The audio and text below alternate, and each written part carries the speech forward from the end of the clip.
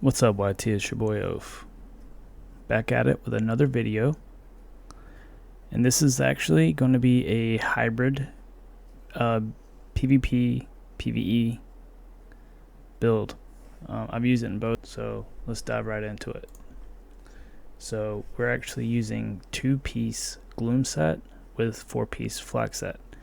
I haven't tried it with 6-piece flag because I don't have 6-piece flag, but I actually like the 4-piece flag with the 2-piece gloom. The extra 15% damage bonus when you teleport is still really good since we're still using the teleport pants. So we're still going to benefit of the 2-piece. So we're still using the neck, and these are the stats. So we're just getting the 1 set bonus, and then here's the flag. We're getting the 4-piece set bonus. Now this right here is really strong with corpse lance, and there's pretty much anything that we're doing in this build. This is amazing. So I do have a better ring. Got pretty lucky and picked that up, but that's honestly, that's really, there's nothing really crazy except those 2 pieces there. Now I did try and get my boots 3 sockets, which haven't had any luck with, but fortunately I still have the hands and the belt that are 3 socket. And since the update, you definitely want 3 sockets over stats, in my opinion. And also, since the gem change, the belt and the boots give the most life. Okay, so you're gonna want to put your highest ranked gems in these slots, okay, or damage. If you want more damage, you put all your highest ranked gems in your gloves. Now the rings, they don't give you as much life, so you just put your lower ones in here, and then the neck isn't really as, a big difference between the 3 here. So just make sure in these 3 you want your biggest ranked gems in. So now we're going to go over to the legendaries. So we're using Studied Menace. This gives our Corpse Lance Decay, which deals damage over 3 seconds. Then we're using Synod's Anointing. This gives us an extra Skeletal Mage charge, and then also gives our Skeletal Mage cooldown reduction by 3.6%. Then we're using Revenant Wind. This gives our Wraith form the ability to call forth spirits to haunt up nearby enemies, and then reduces their movement speed. Then we're using Filthspurn's Squalor. This turns our bone wall into a ethereal wall that deals continuous damage to enemies that are moving inside the wall. And then whenever they're inside the wall, their movement speed is reduced.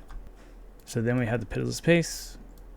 Makes our Wraith form teleport with 2 charges, and then it also gives us a cooldown reduction of 7.2%, which is really good. Then we're using the Twin Vestige.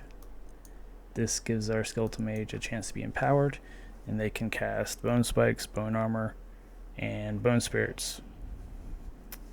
And they really synergize well with this build. With this, what we're going to do with the mages, we're just going to keep throwing them out. When they die, they drop corpses, and then we're just going to use those corpses to shoot corpse lances at our enemy. So, and that's pretty much how the build works. So this is our charm. I don't have a corpse lance skill. I did try to get one, but unfortunately I don't have one. So this is the best one that I have for now. Alright, so let's move on to the Paragon. I did change my Paragon up a little bit.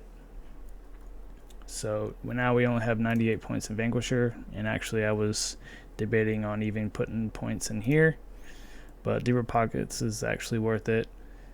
So I just went ahead and went for all the stat nodes, and then freed up those 2 points. Then I did have this maxed out at one point, but now we're just going for the damage node here, and I might go for the resistance later on. And then treasure hunter, I still have 100 points in here. This is my most used tree. And then gladiator, I took some points off of here, so we don't have rapid recovery, we don't have this armor, and we don't have trapper anymore. So that freed up 22 points as well, right there. And then soldier, I just went all the way down and grabbed the stat nodes and then stopped.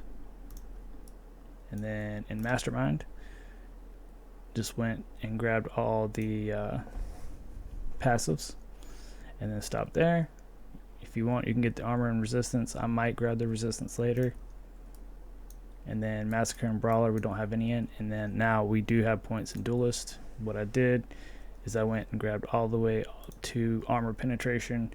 I did not put points in these because I've never used this. I don't know if I ever will. We'll see. Maybe at some point I'll test it out, but for now I'm not using it. I'm just using this just for the stats.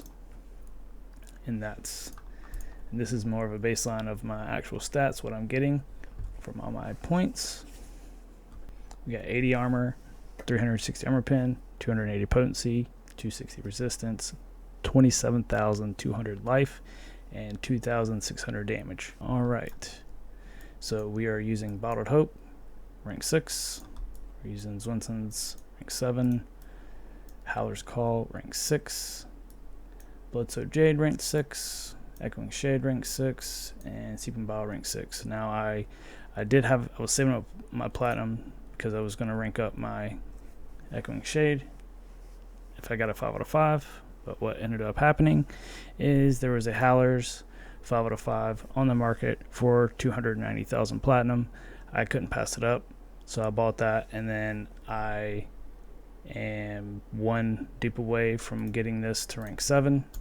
So all I am is just waiting on my Zwinson's platinum income, and then I'm going to try and buy this right here, and then I should be up to 3560 resonance tonight, hopefully before the right. That's my goal. If you could leave a like, comment, and subscribe, and I will catch you guys in the next one. Later.